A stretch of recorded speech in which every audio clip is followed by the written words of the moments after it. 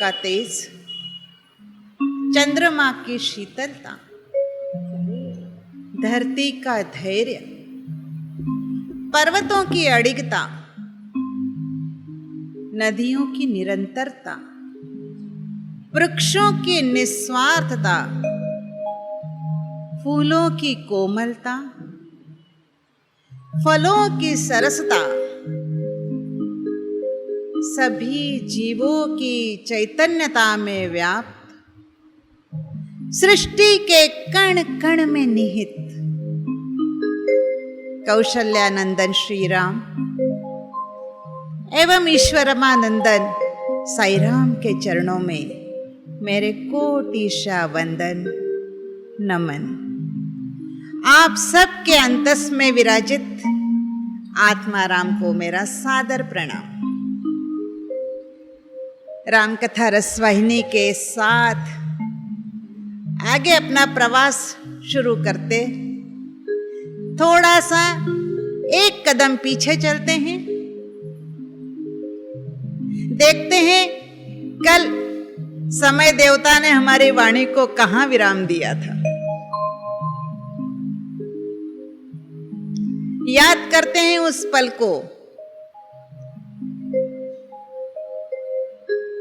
जब श्री राम जी ने महाभयंकर ताटिका का वक्ष भेदन करके धराशाही कर दिया था। वह विकराल नरभक्षी राक्षसीण जिस स्थान पर गिरी थी, उस स्थान पर कई फीट नीचे गड्ढा हो गया था। उस कंपन के कारण न जाने कितने ही विशाल वृक्ष धराशाही हो गए थे और न जाने कितने पर्वतों से शिलाएं नीचे गिर गई थी। उसकी भीषण विकराल चित्कार से जंगल के सभी महाभयंकर पशु पक्षी अत्र तत्र भयभीत होकर भागने लगे थे। कुछ क्षण तक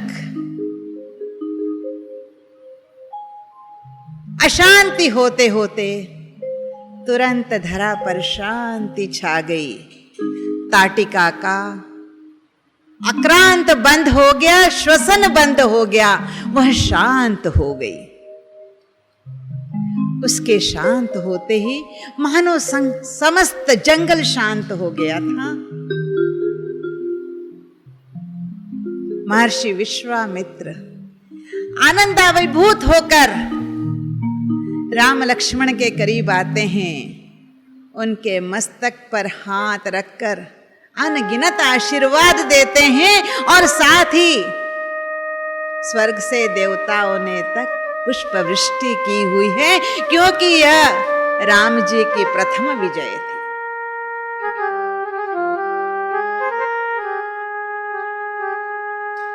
अब चूंकि रात्रि का अंधकार हो रहा है, विश्वामित्र जी राम और लक्ष्मण दोनों बंधुओं को एक सुरक्षित स्थान पर ले जाकर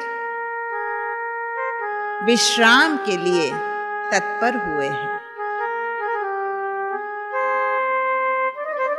प्रातः बेला में विश्वामित्र जी रामचंद्र जी और भ्राता लक्ष्मण को साथ लेकर अपनी अग्रिम यात्रा पर अग्रसर हो रहे हैं। दोपहर के समय एक ऐसे स्थान पर तीनों पहुंचे हैं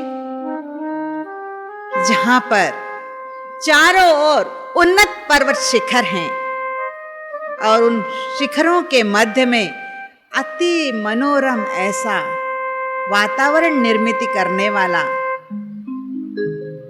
ऐसा भूमि का भाग जहां चारों ओर गुलाब के पुष्प अपने सुगंधि बिखेर रहे हैं। राम और लक्ष्मण आश्चर्यचकित हो गए हैं।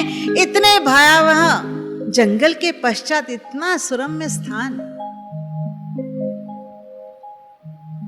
वह विश्वामित्र जी से पूछते हैं, हे गुरुदेव, इतने भीषण कानन के पश्चात इतना सुरम्य स्थान कैसे? विश्वामित्र जी मुस्कुरा देते हैं और कहते, वत्स, यह वही स्थान है जिसकी सुरक्षा के लिए मैं तुम दोनों को यहां लाया हूं। यह सिद्धाश्रम है। यह आज तक जितना मेरा था, इस पल से ही उतना ही तुम दोनों का भी हो गया है। जैसे ही आश्रम के अन्य आश्रमी को मालूम पड़ता है कि गुरुदेव राम और लक्ष्मण को साथ लेकर आ गए हैं, आनंदित हो जाते हैं, दौड़े दौड़े आते हैं, गुरु का चरण वंदन करते हैं, राम लक्ष्मण का अभिवादन करते हैं और उनको आश्रम के अंदर ले जाते हैं। सारे आश्रमवासी इतने प्रसन्नचित्त हैं कि जिसे जो हाथ लग रहा है, कंद मूल फल शुद्ध जल, दौड़े दौड़े लाते हैं और उन सबके समक्ष रख देते हैं। राम लक्ष्मण ऋषि विश्वामित्र उन सबका आस्वाद आनंद के साथ लेते हैं। चूंकि रात हो चुकी है, विश्राम का समय हो चुका है। एक बड़ी ही सुंदर कुटिया की निर्मित की गई है, जो खास करके राम और लक्ष्मण के लिए थी। उन पर घास के बिछौने तैयार किए हैं। विश्वामित्र जी राम जी और लक्ष्मण जी को कहते हैं कि कुछ विश्राम कर लीजिए, उसके पश्चात हम सुबह उठकर बात करेंगे, क्योंकि अभी अभी तो ताटिका का वध करके आए हैं, बालक हैं, शायद थक गए होंगे। लेकिन भूल गए कि बल और अतिबल दो मंत्र ऐसे दिए हैं जहां पर थकान होगी ही नहीं। फिर भी माया का पर्दा तो है। राम जी अति विनम्रता के साथ हाथ जोड़कर प्रार्थना करते हैं, गुरुदेव आपसे एक विनती है। बोले क्या? बोले जिस उद्देश्य के लिए आप हमें यहां पर लाए हैं, क्या वह हम कल प्रातः ही आरंभ नहीं कर सकते? सुनते ही गुरुदेव कहते हैं, यह आश्रम तो सदा तत्पर ही है, संपूर्ण साधन संपन्न है। अगर आपकी यही इच्छा है तो वह यज्ञ कल प्रातः ही आरंभ किया जाएगा। ब्रह्म मुहूर्त हुआ है। सभी आश्रमवासी प्रफुल्लित हैं, आनंदित है। हर कोई हर तरफ से अपनी तरफ से प्रयत्नशील है कि यह यज्ञ कितना व्यवस्थित तरीके से पार हो। यज्ञ कुंड को गौ माता के गोबर से लीपा गया है। हल्दी कुमकुम से उसका सुंदर बनाया गया है। चारों तरफ फूल सजाए गए हैं। गुरुदेव विश्वामित्र जी उस वेदी के पास आकर बैठ गए हैं। कुछ आश्रमिक शिष्यों के साथ गुरुदेव अपने स्थान पर विराजित हैं। शुभ मुहूर्त की घटी आ चुकी है। यज्ञ कुंड में पवित्र अग्नि प्रज्वलित हो चुकी है और वेदोच्चारों के साथ, मंत्रों के साथ उसमें प्रथम आहुति डाली गई है। चारों तरफ आश्रम में आहुति की सुगंध वातावरण को अति पावन बना रही है। इस मादक वातावरण में राम और लक्ष्मण अपने हाथ में चाप और बाण लिए उस यज्ञ वेदी के आगे तत्पर हैं। लक्ष्मण जो वास्तव में चंचल प्रवृत्ति के हैं, एक आश्रमिक शिष्य को पास बुलाते हैं और कहते हैं,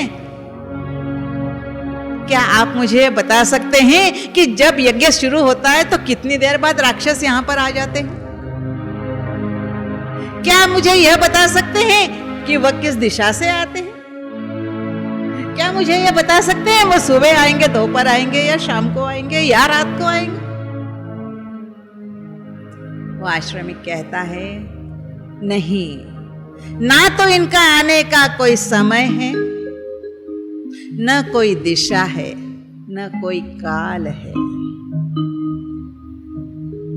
तो भैया अब तो हमें 24 घंटे तत्पर रहना है, सजग रहना है। धनुष बाण हाथ में लिए है। राम और लक्ष्मण एक दूसरे की तरफ मुंह करके खड़े हैं और एक दूसरे से इस तरह एक दूसरे को क्रॉस करते हुए और घूम रहे हैं और देख रहे हैं कि कहां से कोई राक्षस किस दिशा से आ रहा है, किस समय आ रहा है। समय बीतता जा रहा है। सुबह से दोपहर, दोपहर से शाम, शाम से रात। देखते देखते 5 दिन और 5 रात बीत गए। राम और लक्ष्मण इन्होंने ना तो 1 सेकंड के लिए अपने पलक झपकाई है और ना ही थकान महसूस की है। यह है दोनों भाइयों की तत्परता। यह है दोनों भाइयों का दृढ़ निश्चय। जिस कार्य के लिए आए हैं वहां न तो भूख है, न प्यास है, न निद्रा है। जैसे ही छठा दिन उगम होता है, दोपहर का समय है, चिलचिलाती धूप है, वेदों मंत्रार चालू हैं और ऐसी स्थिति में ही अचानक न जाने कहां से एक दुर्गंध उस वातावरण में फैल रही है। उस दुर्गंध के साथ घने काले बादल आसमान पर छाए हैं। इतने घने हैं कि शायद दिन के समय भी रात्रि का आभास हो रहा है। देखते ही देखते उन घने काले बादलों में से रक्त की कुछ बूंदे नीचे भूमि पर टप टप टप टपकना शुरू हो गई। राम जी ने देखा है, अगर इसे यही नहीं रोका गया तो यह वेदी को अपवित्र कर सकती है। अपनी दिव्य दृष्टि से देखते हैं इस सब के सूत्रधार कहां हैं, तो ध्यान जाता है मारीच और सुबाहु की तरफ। न जाने कितने योजन दूर बैठे हैं, लेकिन वहां से यह मायावी क्रिया चल रही है। राम जी अपने धनुष पर मानवास्त्र चढ़ाते हैं और मारीच की दिशा में उसका दिशा निर्धारित करते हैं। मानवास्त्र जाकर सीधा मारीच को आहत करता है, इस तरह कि वह हिलने डुलने में भी असमर्थ हो जाता है। अग्नेयास्त्र को लेकर सुबाहु की तरफ फेंका जाता है और सुबाहु भी इस तरह घायल हो जाता है कि वह भी हिलने डुलने लायक नहीं रहता। लेकिन आखिर है तो राक्षस, कहीं भी माया आ सकती है, करके राम एक बाण अपने धनुष पर चढ़ाते हैं और मारीच और सुबाहु की दिशा में उसे भेजते हैं। यह एक बाण दोनों राक्षसों के शरीर को लेकर दूर समुद्र में ले जाकर बीच में छोड़ देता है। मारीच और सुबाहु मरते नहीं हैं, लेकिन घायल हैं और वह समुद्र के बीच में पड़े हुए हैं।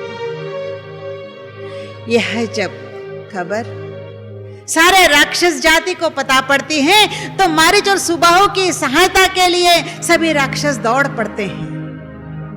लक्ष्मण कहते हैं, भैया इस अवस्था में इन राक्षसों को जीवित छोड़ना उचित नहीं होगा। राम और लक्ष्मण अपने बाणों को इस तरह से बौछार करते हैं कि समस्त राक्षस जाति जो उनकी सहायता के लिए अग्रसर हो रही थी, वहीं के वहीं धराशाही हो जाती। जंगल में मंगल छा जाता है। महर्षि विश्वामित्र जी जो यज्ञ के लिए तत्पर हैं, यज्ञ आरंभ है, पूर्णाहुति का समय निकट आ चुका है। उस उस पवित्र बेला में, उस यज्ञ में पूर्णाहुति दी जाती है। महर्षि विश्वामित्र ने जो मन में संकल्प किया था, वह संकल्प आज संपूर्ण फलीभूत हो गया है, आनंदाभिभूत हो चुके हैं और आकर राम और लक्ष्मण को गले लगा लेते हैं। चारों तरफ आनंद का वातावरण छा जाता है। ऐसे में ही रात्रि का प्रहर आ जाता है। पुनः एक बार कंद मूल फल दुग्ध का प्राशन करके राम लक्ष्मण विश्राम करते हैं। प्रातः ब्रह्म मुहूर्त में अपने प्रातः साधना करने के पश्चात राम और लक्ष्मण अपने गुरु के पास चरणों में आकर बैठ गए हैं। अब विश्वामित्र जी उन्हें अपने साध्य किए हुए सभी मंत्र और अस्त्र दे रहे हैं। उन्होंने ब्रह्म का ब्रह्मास्त्र, इंद्र का वज्रास्त्र, शंकर का त्रिशूल, वरुणास्त्र, नारायण अस्त्र, उसके बाद 2 अति शक्तिशाली ऐसी गदा, मोदकी और शिखरी, वह भी दोनों राम और लक्ष्मण के हाथों में दे देते हैं।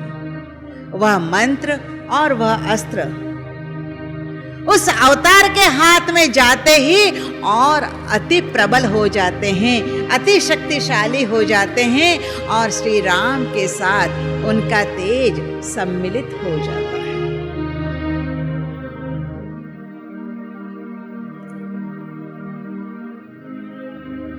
इस आनंद के साथ कि जिस कार्य के हेतु की पूर्ति के लिए राम और लक्ष्मण महर्षि विश्वामित्र के साथ वहां आए, वह संपन्न हो चुका है। गुरु के पास विनती करते हैं, हे गुरुदेव, जिस अभिलाषा से हम यहाँ आए थे वह कर्तव्य पूर्ण हो चुका है। अब हमें आज्ञा दीजिए कि हम अपने पिताश्री के पास अयोध्या में वापस चले जाएं। वह भी तो हमारी चिंता कर रहे होंगे। यह आज्ञा मान ही रहे थे कि एक दूत दौड़ता हुआ आश्रम के अंदर आता है, जिसके हाथ में कुछ ताम्रपत्र हैं। गुरु विश्वामित्र जी के हाथ में वह ताम्रपत्र आते ही वह संदेश पढ़ते हैं, उनका मुख तेज से प्रफुल्लित हो जाता है, आनंदाभिभूत हो जाते हैं। अपने शिष्यों को कहते हैं, बस कल प्रातः ही हमें यहां से मिथिला की ओर गमन कर देना। सारे शिष्य अत्यंत आनंदित हैं, क्योंकि महाराज जनक ने एक अनूठा यज्ञ अनुष्ठान किया हुआ है और जिसके लिए उन्होंने अत्यंत विनती पूर्वक विश्वामित्र जी को उनके शिष्यों के साथ आमंत्रित किया है। सभी आश्रमवासी और विश्वामित्र जी तो आनंदित हैं, लेकिन राम जी और लक्ष्मण जी का चेहरा मलिन हो गया है। उन्हें तो अपने पिताश्री के पास जाना है, उन्हें अपने माताश्रियों के पास जाना है, उन्हें आनंद देना है, उन्हें प्रथम विजय की खबर जो सुनानी है।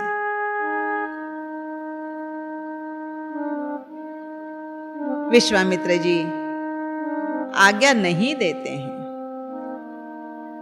नहीं राम,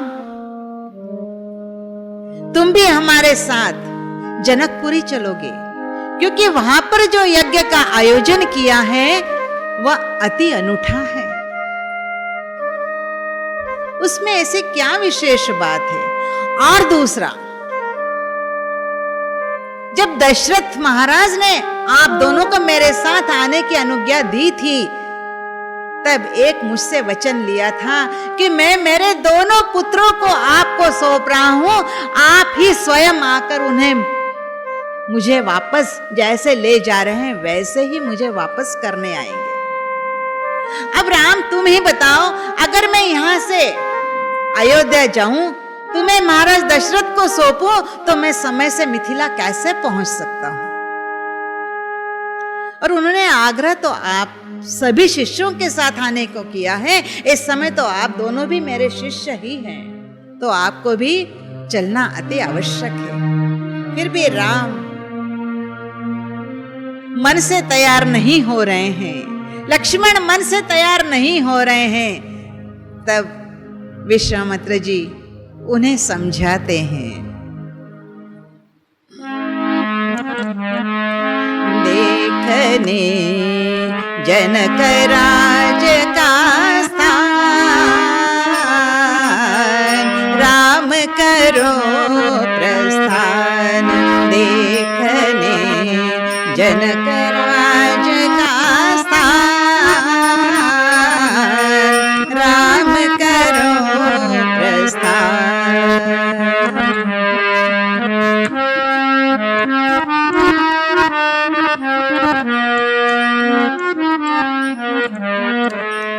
मिथिला से भी दर्शनीय नृप, वही राज ऋषि जनक नराधिप। वही राज ऋषि जनक नराधिप, नराधिपति की नगरी में है यज्ञ नवीन महान। राम करो प्रस्थान, देखने जनक राज का स्थान, राम करो प्रस्थान। वह शिव धनु कर ग्रह में स्थापन, वह शिव धनु कर ग्रह में स्थापन। जनक राज करते थे पूजन, जनक राज करते थे पूजन। पूजनीय विशाल धनु के कोई नहीं समान। राम करो प्रस्थान, देखने जनक राज का स्थान, राम करो प्रस्थान। देश देश के राजा कर चकित हो गए, धनु को लख कर। देश देश के राजा कर चकित हो गए, धनु को लख कर। लख कर ही यहाँ इच्छा उपजी, होगा धनुरुत्थान। राम करो प्रस्थान, देखने जनक राज का स्थान, राम करो प्रस्थान। देव दैत्य सुर नर किन्नर उठा न पाए, उसको दिन भर उठा न पाए। उसको दिन भर भी उसकी सरलाकृति कोई झुका सका।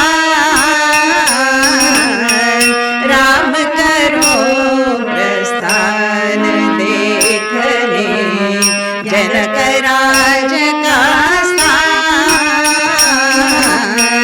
राम करो प्रस्थान। उसे खींच कर कौन झुकाए, प्रत्यंचा को कौन चढ़ाए। उसे खींच कर कौन झुकाए, प्रत्यंचा को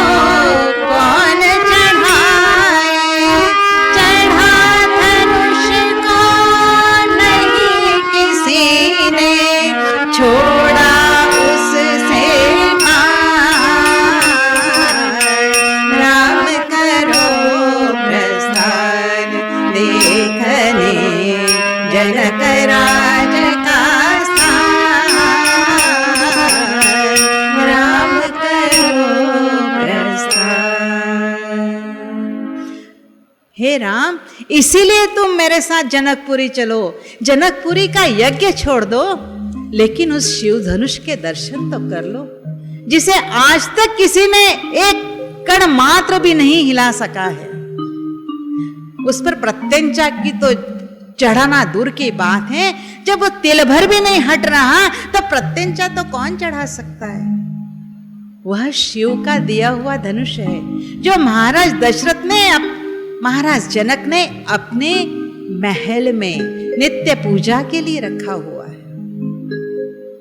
हे राम, कम से कम उस धनुष के दर्शन के लिए चलो। राम जी का चेहरा तो कहना ही क्या, लक्ष्मण जी तो जनकपुरी जाने का रास्ता तक खोजने लगे, इतने उतावले थे। उन्हें मालूम था कि राम की दूसरी विजय होने वाली है। नर नारायण जो ठहरे अत्यंत प्रफुल्लित हैं। राम जी भी उठकर खड़े हुए हैं, नहीं गुरुदेव, हम उस शिव धनुष के दर्शन करने अवश्य जनकपुरी चलेंगे। विश्वामित्र जी की तो मन की इच्छा सफल हो गई है। आगे आगे विश्वामित्र जी हैं, साथ में उनके शिष्य वृंद भी हैं, और राम और लक्ष्मण सब जनकपुरी के मार्ग पर अग्रसर हो रहे हैं। उस मार्ग में गंगा का किनारा आता है, पतित पावनी गंगा। चंद्रमा उस गंगा के ऊपर, और नीचे चंद्रमा के समान चमकती श्वेत भूमि। सभी रात्रि में उस चंद्रमा की मधुर चांदनी में उस शांत शीतल रेत पर बैठे हैं। नींद आंखों से कोसों दूर है। उस समय विश्वामित्र जी राम जी को बताते हैं कि यह गंगा का अवतरण किस तरह हुआ है। उन्हीं के वंश के भगीरथ ने किस तरह गंगा को धरती पर अवतरित किया है। उसके पश्चात बताते हैं कश्यप ऋषि की 2 पत्नियां दिति और अदिति, उनसे उत्पन्न पुत्र सुर और असुर, किस तरह उनमें समुद्र मंथन हुआ और किस तरह अमृत का प्राशन किया गया। ये सारी कथाएं सुनते सुनते पूरी रात कहां बीत गई मालूम ही नहीं हुआ।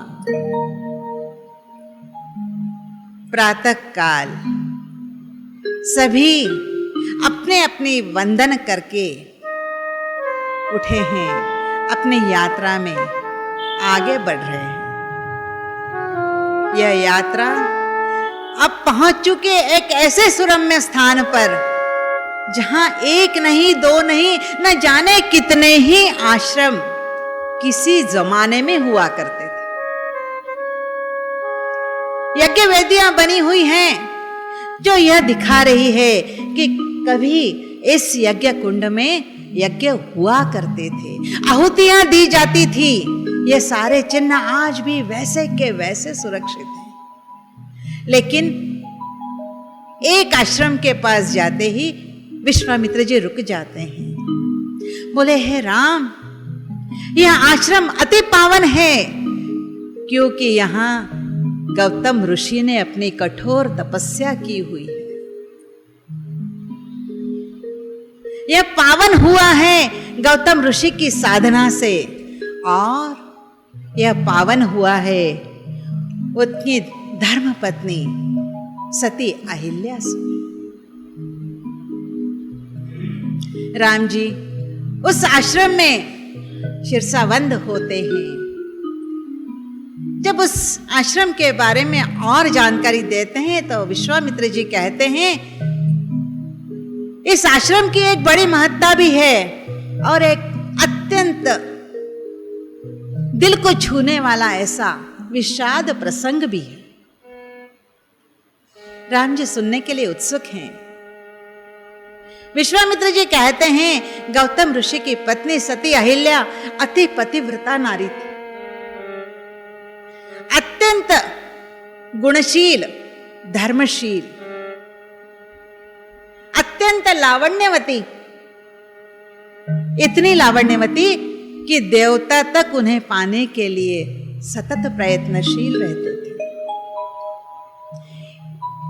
एक क्षण ऐसा भी आया जब गौतम ऋषि अपने आश्रम से किसी कारण से बाहर गए हैं और उसी समय देवराज इंद्र गौतम ऋषि का वेश धरकर उस कुटिया में प्रवेश करते हैं। चूंकि सती अहिल्या पूर्ण समर्पित है अपने पति के चरणों पर, अत्यंत पतिव्रता नारी है, भोली भाली है, अत्यंत सरल हृदया है, फर्क समझ नहीं पाती कि यह वास्तव में गौतम ही है या कोई छद्म गौतम आए हुए।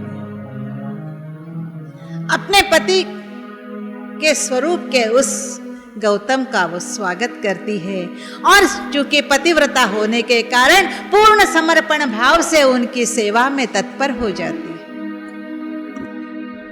लेकिन शायद दुर्भाग्य उस समय उस सती का भी था। उसी समय गौतम ऋषि उस आश्रम में प्रवेश कर जाते हैं। उनको देखते ही इंद्र वहां से अदृश्य हो जाते हैं, लेकिन गौतम ऋषि उन्हें जाते जाते देख लेते हैं।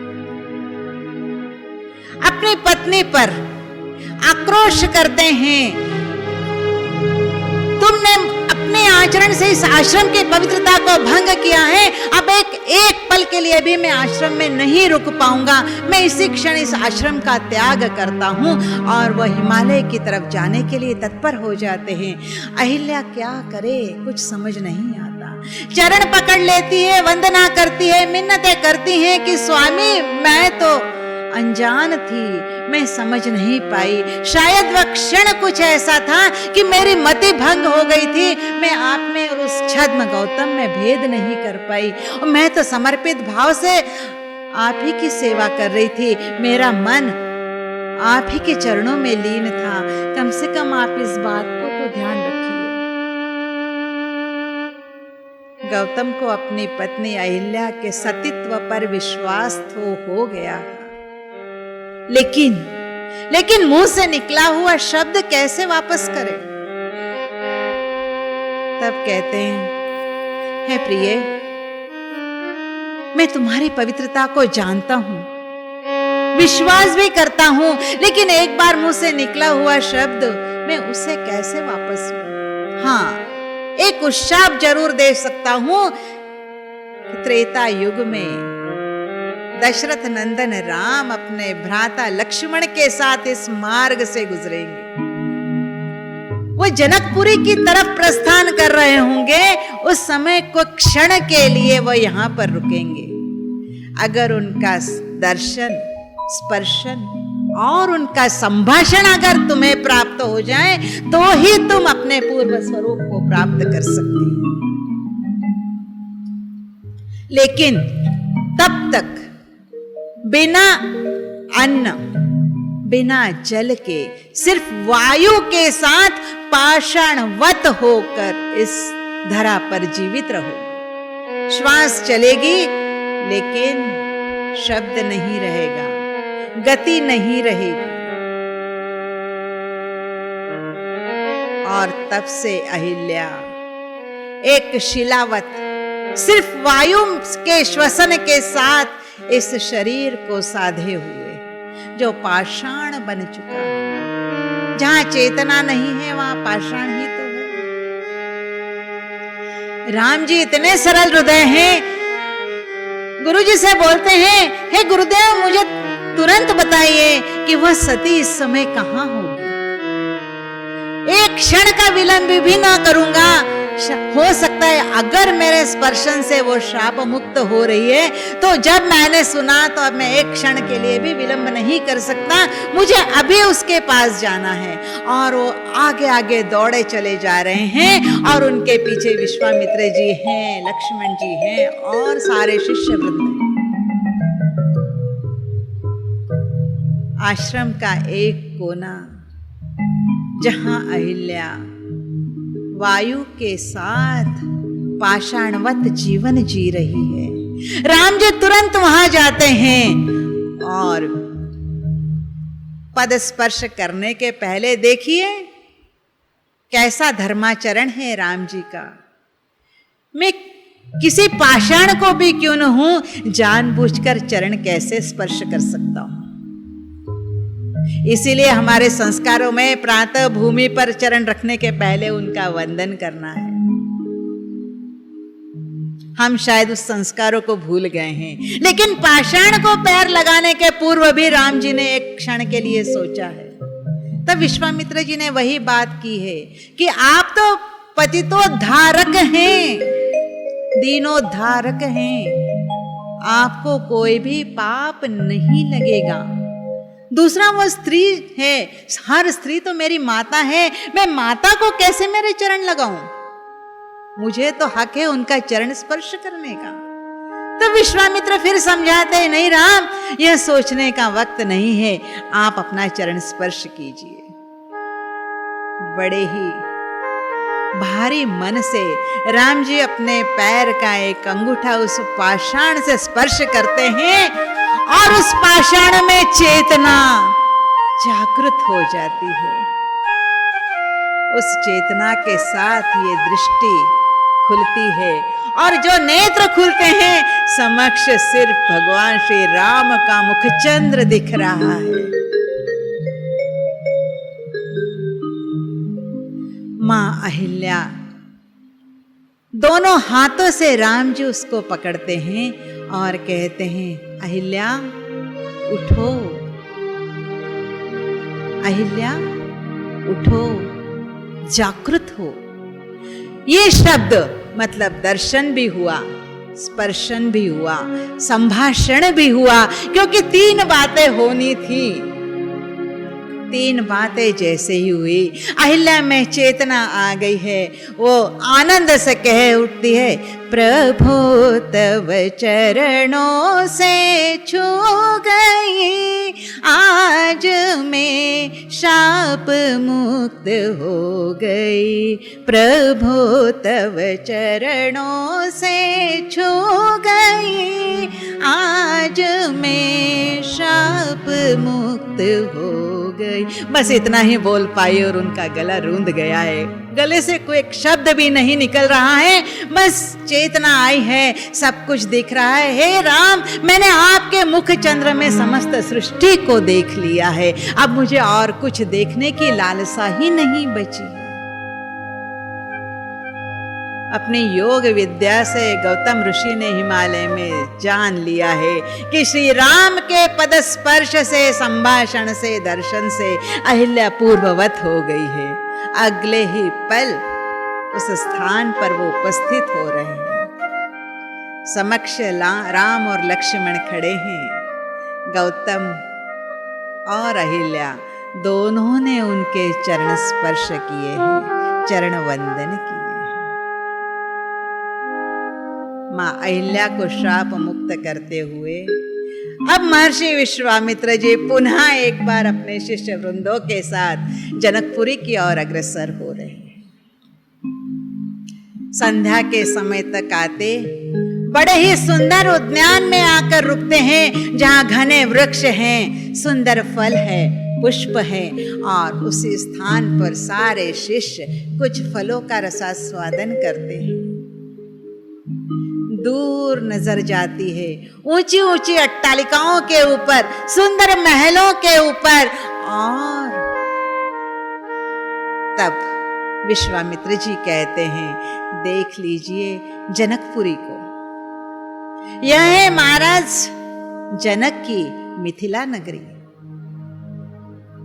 जहां शिव का धनुष धरोहर के रूप में आज भी पूजन के लिए रखा हुआ है। पुनः एक बार उत्साह संचारित हो जाता है, आगे बढ़ने को होते हैं। अब जनकपुरी के प्रवेश द्वार तक आ पहुंचे हैं।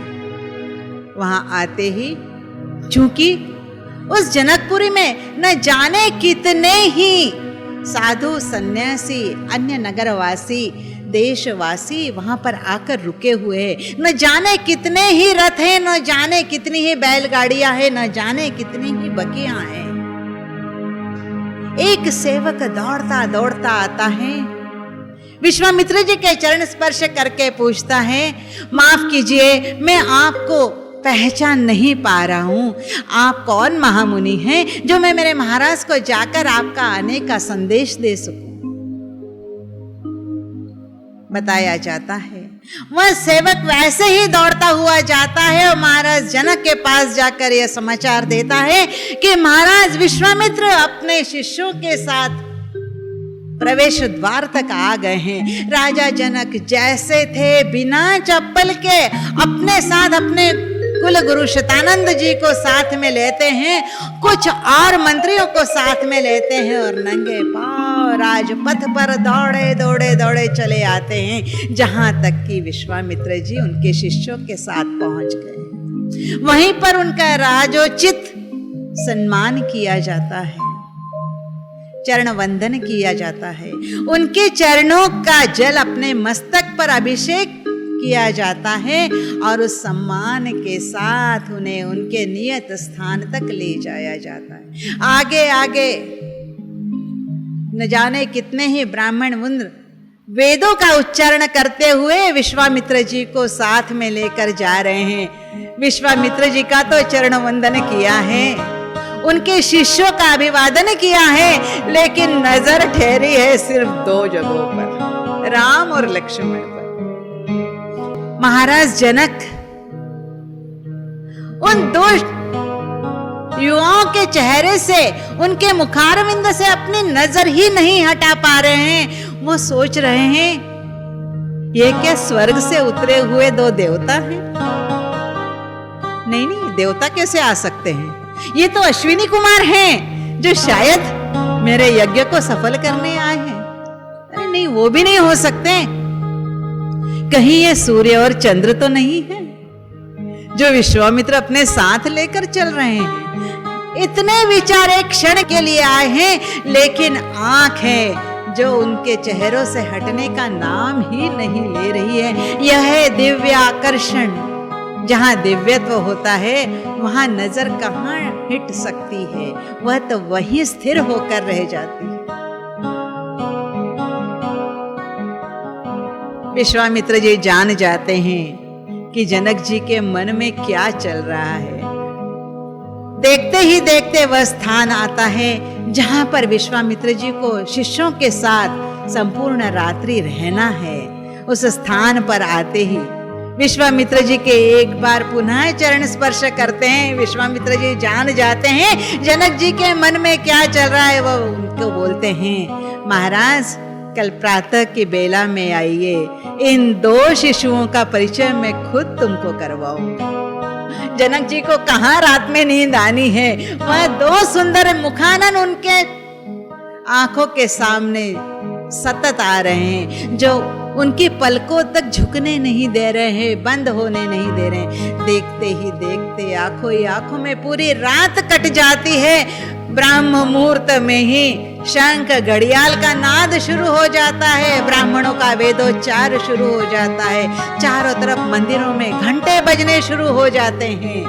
और इसी के साथ महाराज जनक गुरु शतानंद के साथ विश्वामित्र के डेरे पर आकर खड़े हो जाते हैं।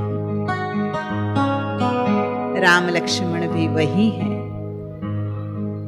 उनको आते देख ही विश्वामित्र जी जान जाते हैं कितनी उत्सुकता है महाराज जनक के मन में। वह कहते हैं, हे महाराज, मैं इन दो शिशुओं का परिचय आपको करवाता हूँ।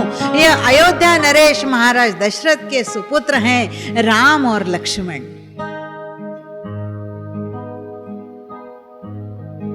फिर बताते हैं कि जनकपुरी में आने के लिए उनको मनाया गया है। उस प्रसंग को बताते हैं कि यह सब योजना के लिए किस तरह उनको महाराज दशरथ से अति आग्रह पूर्वक लाया गया है। फिर उनके वीरत्व का समाचार दिया जाता है, कैसे उन्होंने ताड़िका का वध किया है, कैसे उन्होंने मारीच और सुबाहु को घायल करके समुद्र में फेंक दिया है, किस तरह उन्होंने सती अहिल्या का उद्धार किया है। तो क्या मेरी मां पुनर्जीवित हो गई? क्या पिताश्री ने उन्हें पुनः ग्रहण कर लिया? हम जान सकते हैं कि जनक जी के कुलगुरु शतानंद ये गौतम ऋषि और माता अहिल्या के सुपुत्र थे। इतने प्रसन्न हो जाते हैं कि राम जी के चरण ही नहीं छोड़ते हैं। राम जी की यह लीला सुनकर तो जनक स्वयं का अस्तित्व ही भुला बैठते हैं। उन दोनों मुखानन की तरफ इस तरह देखते उस आनंद को महसूस करते हैं जो कई घंटों की ध्यान साधना के पश्चात उन्हें प्राप्त होता है। वह शांति, वह आनंद राम और लक्ष्मण के मुख से उन्हें प्राप्त होता है। तब विश्वामित्र जी बोलते हैं कि राम और लक्ष्मण दोनों यहां नहीं आ रहे थे क्योंकि यह तो उनके पिताश्री का आदेश नहीं था। आदेश तक सिर्फ मेरे यज्ञ के रक्षणार्थ था, लेकिन इन्हें मैंने मनाया है, इन्हें तैयार किया है, वह सिर्फ और सिर्फ आपके महल में स्थित शिव धनुष के दर्शन करता है। यह सुनते ही जनक अति प्रसन्न हो जाते हैं। वैसे भी मैं हर यज्ञ समारोह में उस धनुष को तो लाता ही हूं जो पूजनीय है, वंदनीय है। लेकिन महाराज, राम जी विनती करते हैं कि उस शिव धनुष की महिमा क्या है, उसे तो एक बार हमें बताइए, हम उसे सुनने के लिए अति उत्सुक हैं। तब महाराज जनक बताते हैं कि न जाने कितने ही पीढ़ियों पूर्व देवरथ नामक महाप्रतापी राजा हुए, जिन्होंने अति अद्वितीय ऐसा यज्ञ संपन्न किया था और उस यज्ञ में साक्षात देवताओं ने इस शिव के धनुष को उन्हें धरोहर के रूप में प्रदान किया था। यह शिव धनुष अतुलनीय है, अनुपमेय है, कई मन तो इसका वजन है, इसे तो कोई एक तिल मात्र भी हिला नहीं सकता है। लेकिन इसके साथ एक और प्रसंग जुड़ा है। जब एक बार मैं जनकपुरी में यज्ञ की भूमि का शोधन कर रहा था, उस समय मैं हल चला रहा था। उस हल चलाते समय उस भूमि के अंदर मुझे एक बक्सा उस हल के सिरे से लगा हुआ महसूस हुआ। जैसे ही मैंने उस बक्से को बाहर निकाला है और उसे खोला है, तो उसमें एक अति सुंदर, अति लावण्यवती, विशाल नेत्रों वाली, सुंदर काया वाली, सुवर्ण कांति वाली ऐसी एक अति सुंदर कन्या उस बक्से में मुझे मिली। मेरा पुत्र प्रेम जागृत हो गया। मैंने उसका नाम सीता रखा, मतलब जो हल की नोक से जिसका जन्म हुआ है, जो प्राप्त हुई है, वह सीता। जो धरती से उत्पन्न हुई है वह सीता, और उसको मैंने अपने पुत्री के समान माना, उसे अपने पुत्री से बढ़कर प्यार दिया। एक दिन जब वह सीता अपने कुछ सहेलियों के साथ उस स्थान पर खेल रही थी जहां पर यह शिव धनुष एक बक्स में रखा हुआ था, वह शिव धनुष इतना विशाल था कि जिस बक्स में रखा था उस बक्से में 8 चक्र लगे हुए थे, 8 पहिए लगे थे। मतलब वह बक्सा 8 पहियों वाले इतना विशाल बक्स में वह शिव धनुष रखा हुआ था। सीता और उसकी सहेलियां जब खेल रही थी, खेलते खेलते उनका खिलौना उस बक्से के नीचे चला जाता है। सारी सहेलियां बहुत प्रयत्न करती हैं कि कैसे भी हो वो खिलौना निकल जाए, लेकिन वो हाथ से और भी अंदर ही अंदर जा रहा है। इतना विशाल बक्स के नीचे कौन जा सकता है, कौन निकाल सकता है? सीता जब देखती है कि सभी सहेलियां हार गई हैं, उल्टे एक हाथ से उस बक्से को खींचकर बाजू में कर देती है और उसके नीचे से खिलौना निकाल लेती है। यह बात उनकी माता श्री ने जनक जी को बताया हुआ है कि यह सीता साधारण स्त्री नहीं, साधारण कन्या नहीं, अद्वितीय है, अति बलशाली है। तब से मैंने मस्तिष्क में यह निश्चय कर लिया कि सीता ने तो बाल्यकाल में ही उल्टे हाथ से जिस धनुष को हटा दिया था, उसका सहचर भी वैसे ही उतना ही बलशाली होगा। उसी के साथ में मेरे सीता का वर्ण करूंगा। और इसी धनुष के साथ सीता के स्वयंवर की बात निश्चित हो गई।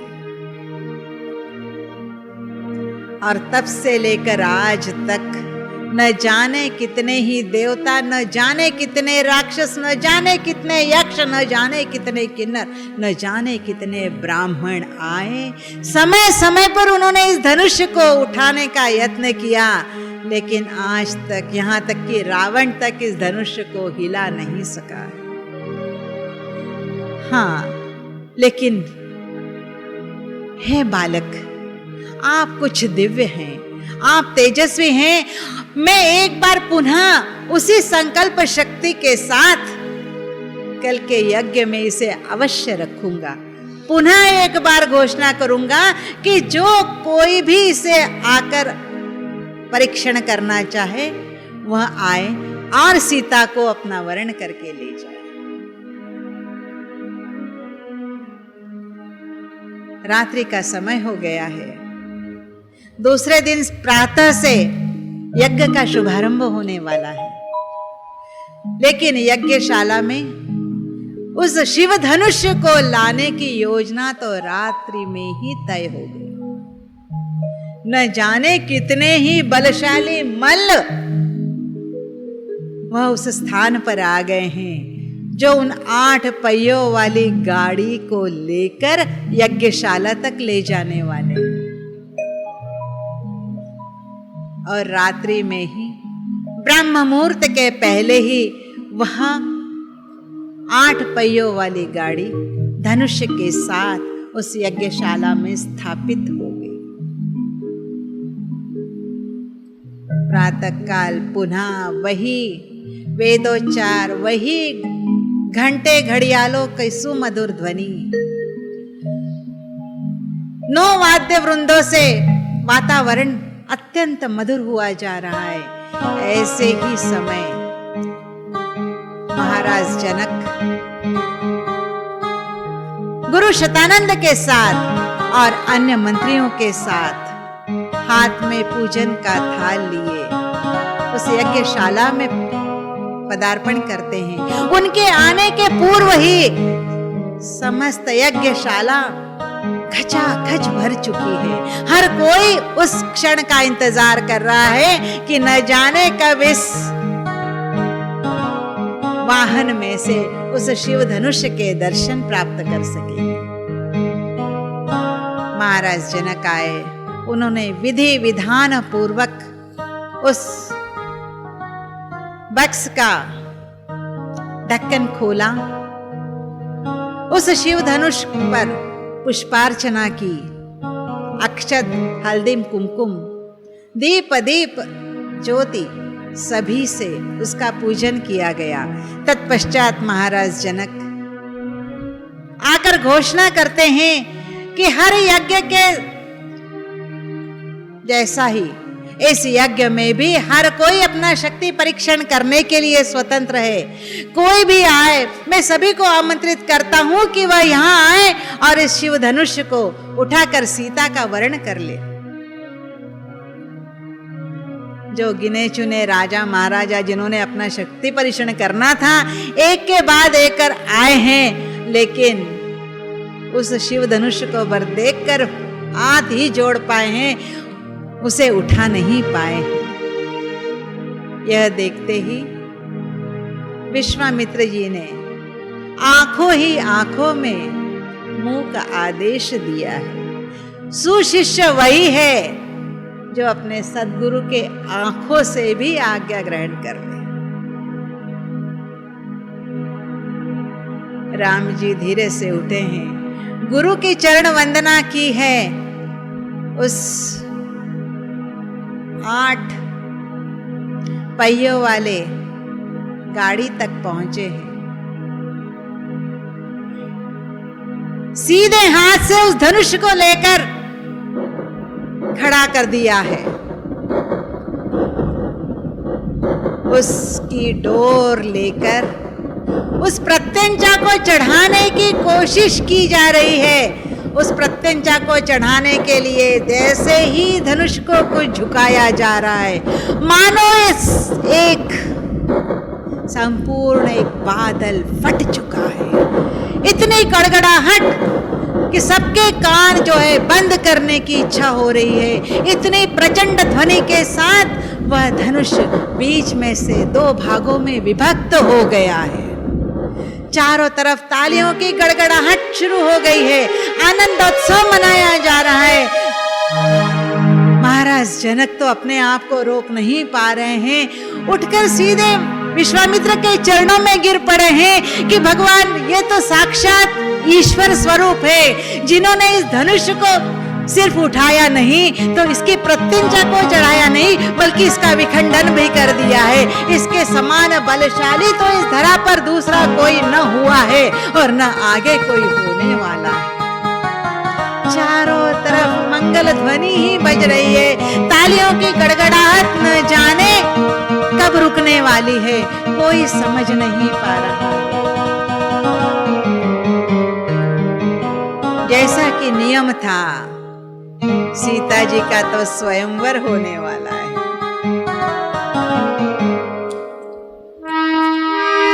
हर कोई प्रसन्न चित्त होकर देखिए अपने मन की आवाज को गीत के साथ बोले जा रहा है। नीलांबर के साथ जुड़ गया नाता धरणी का, जुड़ गया नाता धरणी का, स्वयंवर जनक नंदिनी का, स्वयंवर जनक नंदिनी का।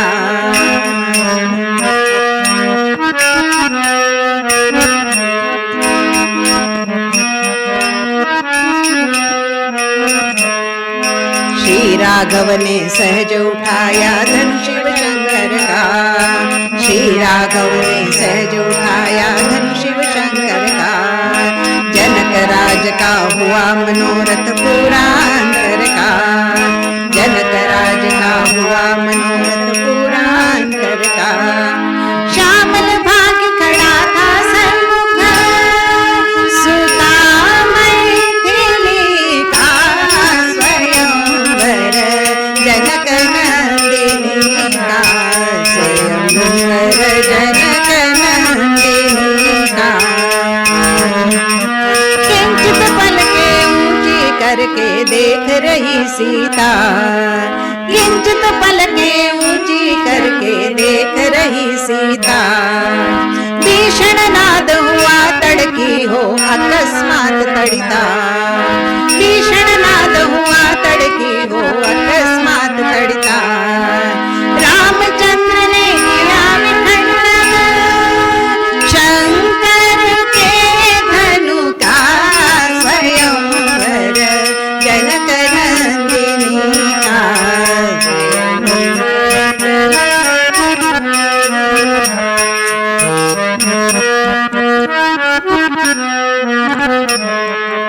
पित्राज्ञा से उठकर धीरे मंत्र मुग्ध बाला, पित्राज्ञा से उठकर धीरे मंत्र मुग्ध बाला। अधीर चलती अधीर उससे भीकर की माला, अधीर चलती अधीर उससे भीकर की माला। लक्ष्य सौख्य मंदिर का था उस उज्ज्वल चरणी का, स्वयंवर जनक नंदिनी का, स्वयंवर जनक नंदिनी का।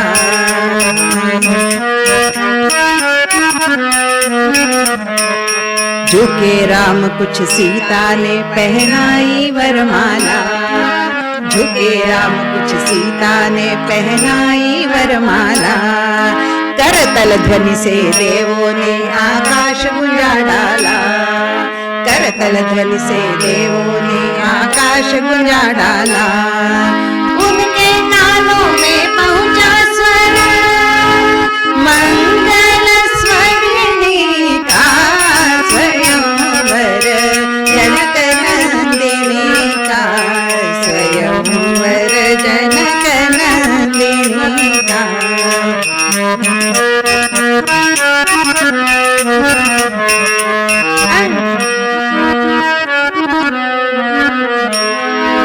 अंश विष्णु के राम धरा की कन्या थी सीता, अंश विष्णु के राम धरा की कन्या थी सीता। गंधर्वों के स्वर उभरे गायन को जय गीता, गंधर्वों के स्वर उभरे गायन को जय गीता। नील गगन से नाता जोड़ा ऐसे धरणी का, स्वयंवर जनक नंदिनी का, स्वयंवर जनक नंदिनी का, स्वयंवर जनक नंदिनी का, स्वयंवर जनक नंदिनी का। कितना अतुलनीय अविस्मरणीय क्षण था। नील गगन के साथ धरणी का नाता जुड़ गया था। स्वयंवर तो हो गया है। महाराज जनक चाहते थे कि बस कल यज्ञ की पूर्णाहुति है, तत्पश्चात राम और सीता का विवाह ही क्यों न हो जाए। तब विश्वामित्र जी कहते हैं, जो पितराज्ञा का उल्लंघन करके जनकपुरी तक आने के लिए तैयार नहीं थे, हे राजन सोचिए, पितरा की आज्ञा के बगैर क्या वो विवाह संपन्न करवा सकते हैं? यदि आप चाहते हैं कि इन दोनों का विवाह जल्दी हो, तो तुरंत एक दूत अयोध्या भेजिए। महाराज दशरथ से आज्ञा लिए बगैर राम जी विवाह के लिए तैयार नहीं होंगे। कहना ही क्या था, एक दूत द्रुत गति वाले घोड़े पर बैठकर अयोध्या की ओर रवाना हो गया है। एक पत्र उसके हाथ में है जिसमें महाराज जनक जी ने सब कुछ वृत्तांत लिख दिया है। वह दूत अयोध्या नगरी के प्रवेश द्वार पर पहुंचता है। वहां से जनकपुरी से आया हुआ दूत है। अति सम्मान के साथ अयोध्या नरेश के सभा में उपस्थित किया जाता है। वह स्वयं का परिचय देता है, मैं महाराज जनक का दूत हूं। शायद आप इस बात से अनभिज्ञ हैं कि आपके दोनों सुपुत्र राम और लक्ष्मण मिथिला नगरी में आए थे और उन्होंने उस शिव के विशाल धनुष का विखंडन कर दिया है और महाराज जनक के संकल्प के अनुसार उन्होंने सीता को वर्ण भी कर लिया है। लेकिन जब तक आप स्वयं अपने मंत्रियों सहित अपने प्रजाजनों सहित मिथिला नगरी में प्रवेश नहीं करेंगे और उन्हें आज्ञा नहीं देंगे, तब तक यह विवाह संपन्न नहीं हो सकता। तो आपसे यही विनती है, शीघ्रातिशीघ्र आप सभी प्रजाजनों के साथ, सभी मंत्रियों के साथ वहां पर उपस्थित हों, अपने कुलगुरुओं को, अपने अन्य गुरुओं को साथ में लेकर आए और उस विवाह का संपन्न कराएं। देखिए यहाँ पर भी धर्माचरण के साथ अगर एक पिता होता तो तुरंत बोल देता कि हाँ क्यों नहीं, हम कल सुबह ही चलेंगे। लेकिन उन्होंने महर्षि वशिष्ठ जी को आमंत्रित किया, जाबाली को आमंत्रित किया है, अपने सारे मंत्रियों को बुलाया है और सबके साथ सलाह मशवरा किया है कि महाराज जनक की प्रतिज्ञा अनुसार राम ने धनुष का विखंडन किया है, उसके अनुसार सीता जी का उनके साथ स्वयंवर तो हो चुका है, विवाह होना अभी बाकी है। अगर आप शुभ घड़ी दिखा दें तो उस समय ही यहाँ से प्रस्थान किया जा सकता है और यह विवाह संपन्न किया जा सकता है। सभी राजमहल में पूर्ण अयोध्या नगरी में पुनः एक बार उत्साह संचारित हो चुका है, क्योंकि उनके प्रिय राम का स्वयंवर जो हो चुका है, विवाह होने वाला है। चारों तरफ एक बार पुनः आनंद की लहर दौड़ गई है। वशिष्ठ जी ने, अन्य गुरुओं ने शुभ मुहूर्त दूसरे दिन प्रातः का ही निकाला है कि समय बारात को प्रस्थान किया जा सकता है। संपूर्ण रात्रि न तो पूरी अयोध्या नगरी सोई है, संपूर्ण रात्रि में सारे रथ विभिन्न रत्नों से, वस्त्रों से भर दिए गए हैं। समस्त प्रजाजन उन बारात में जाने के लिए तैयार हो गए हैं। मान लीजिए संपूर्ण अयोध्या नगरी ही जनकपुरी के लिए प्रस्थान करने के लिए तत्पर हो चुकी है। लेकिन वह दूत जिसने यह समाचार महाराज दशरथ को दिया था, महाराज दशरथ इतने प्रसन्न हो गए कि उस दूत को एक बार पुनः अपने पास बुलाया है, अपने गले में से नवरत्नों का हार निकालकर उसके हाथ में दिया है कि तूने मुझे इतनी प्रसन्नता दी है कि यह रत्नों से भी बढ़कर है, तो यह तुम्हारे लिए है। अगर कोई दूत होता तो क्या करता? अपना सम्मान समझता, उसे ग्रहण कर लेता, लेकिन वह दूत जनक का था। हाथ जोड़ता है, महाराज मैं आपकी इस भेंट को स्वीकार नहीं कर सकता।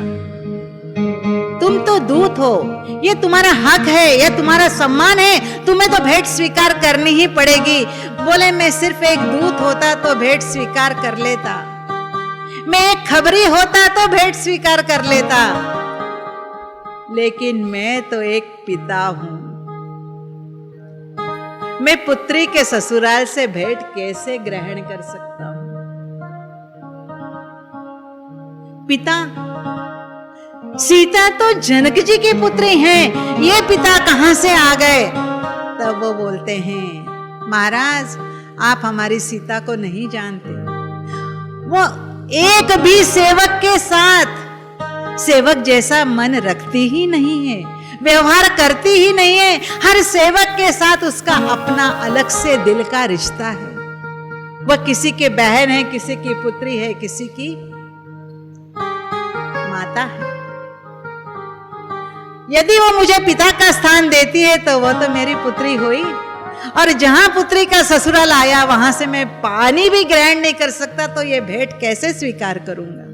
महाराज दशरथ अति प्रसन्न हो जाते हैं कि ऐसे संस्कारित घराने से जो पुत्री है वो हमारे घर में, हमारे घर की रौनक बढ़ाने आ रही है, हमारे घर की गृह लक्ष्मी बनकर आ रही है। महाराज दशरथ अति प्रसन्न हो जाते हैं। यहाँ पर सीता जी का सबसे पहला गुण हम सबके समक्ष आ जाता है।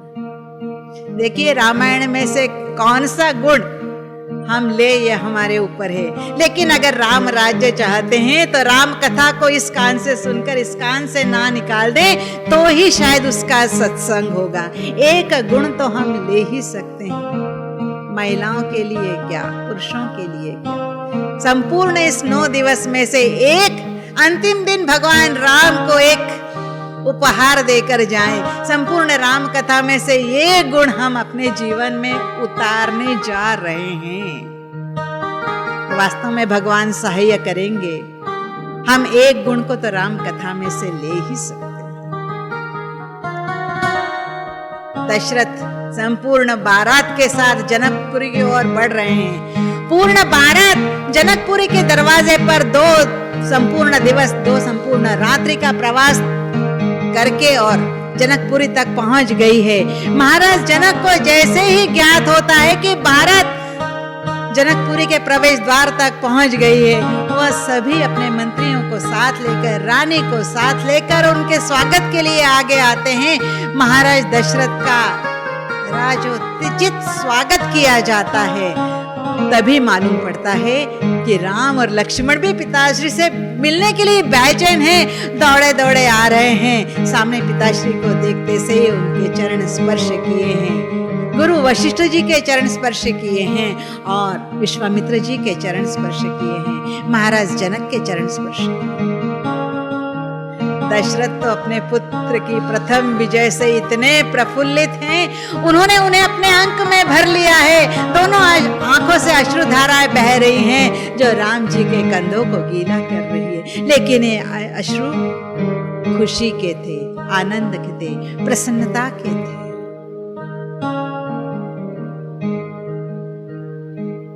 महाराज दशरथ, वशिष्ठ मुनि, विश्वामित्र जी, महाराज जनक और गुरु शतानंद सभी बैठे हुए हैं। महाराज जनक जी पुनः एकदा वशिष्ठ मुनि से निवेदन करते हैं कि कल यज्ञ की पूर्णाहुति है, हमारी यही विनती है उस पूर्णाहुति के पश्चात राम जी और सीता जी का विवाह संपन्न किया जाए। बात मान ली जाती है, लेकिन उसके साथ एक विनती और की जाती है कि राम की परछाई बनकर लक्ष्मण सतत उनके साथ है। अगर राम का विवाह हो जाता है तो लक्ष्मण जी ही वैसे क्यों रह जाएं, तो उनकी दूसरी पुत्री उर्मिला, उसका विवाह लक्ष्मण जी के साथ क्यों न कर दिया जाए। बड़े प्रसन्नता का सुझाव था। जब यह बात मान ली जाती है तो धीरे से जनक जी पुनः एक बार बोलते हैं कि हे महाराज, ये चारों पुत्र तो अग्नि देवता के प्रसाद से प्राप्त हुए हैं। ये चारों ही एक स्तर से दैवत्व लिए हुए हैं। जब राम और लक्ष्मण विवाह बंधन में बंधने जा रहे हैं तो भरत और शत्रुघ्न को भी हम वैसे ही क्यों छोड़ दें। तो हे महाराज, मेरा छोटा भाई कुशध्वज, उसकी भी 2 पुत्रियां हैं, मांडवी और श्रुतकीर्ति। वह भी अति संस्कारी है, अति गुणवान है, अति शीलवान है, अति रूपवान है। तो क्यों न उनको भी भरत और शत्रुघ्न के साथ विवाह बंधन में बांध दिया जाए। विवाह का प्रस्ताव एक पुत्र का था। एक पुत्र वधु घर में बारात के साथ वापस जाने वाली थी, लेकिन उस आनंद को 4 गुना बढ़ा दिया था महाराज जनक ने। एक के साथ साथ 4 पुत्र वधुएं अब अयोध्या में प्रवेश करने वाली है। 4 ग्रह लक्ष्मी एक साथ प्रवेश करने वाली हैं। जिस परिवार में एक पुत्र की तक आशा नहीं थी, उस परिवार में 4 पुत्र और 4 पुत्र वधुएं एक साथ आने वाली है। महाराज दशरथ की आनंद का तो पारावार नहीं है। आइए अब उसके आगे का विवाह का जो समारंभ है वो समय बोल रहा है कल करेंगे। आज हम इसको यहीं विराम देते हैं और हमारा जो भगवान के प्रति समर्पित भजन है उसको एक बार साथ में दोहराते हैं और आज के इस आख्यान को यहीं विराम देंगे।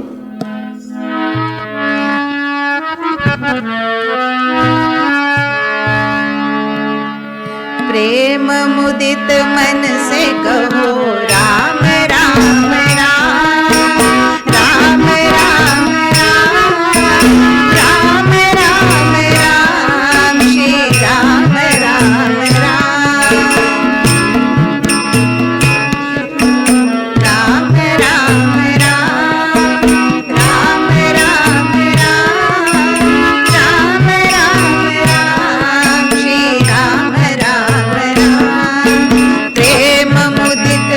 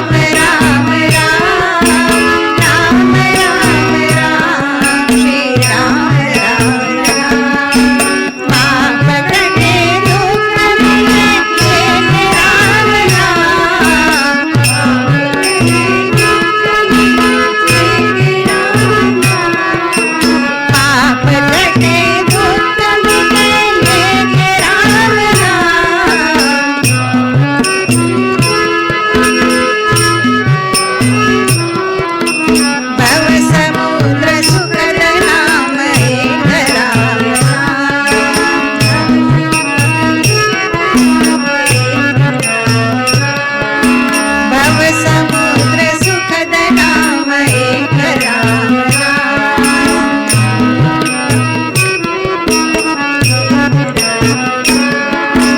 राम राम राम राम राम राम राम राम श्री राम राम राम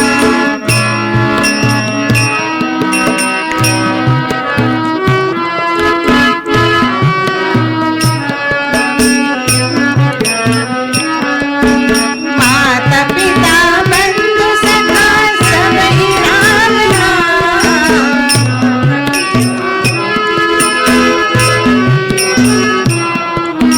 माता पिता बंधु सखा सबहि राम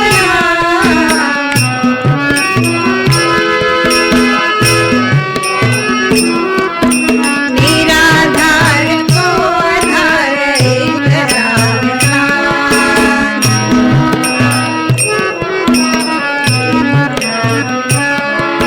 निराधार को आधार एक राम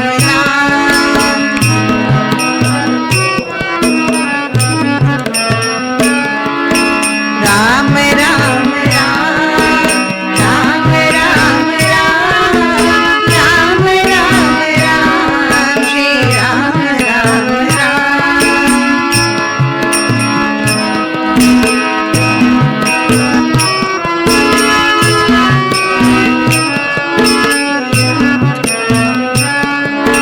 परम शांति सुख निधान दिव्य राम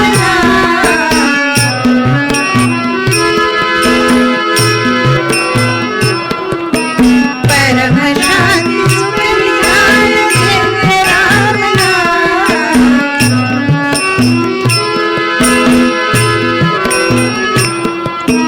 भक्त जनन जीवन धन एक राम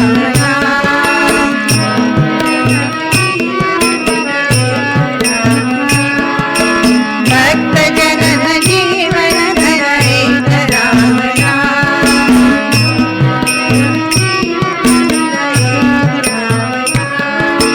राम राम राम राम राम राम राम राम श्री राम राम राम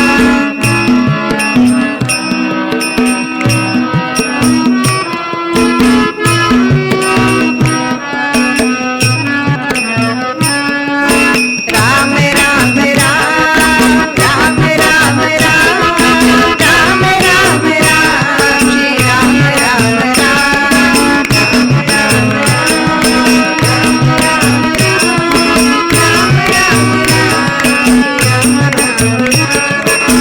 राम राम राम राम राम राम श्री राम राम राम राम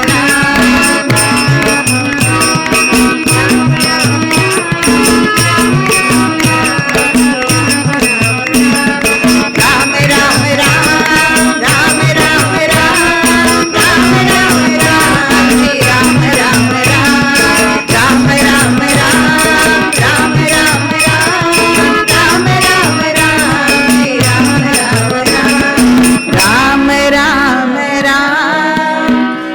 राम राम राम राम राम राम श्री राम राम राम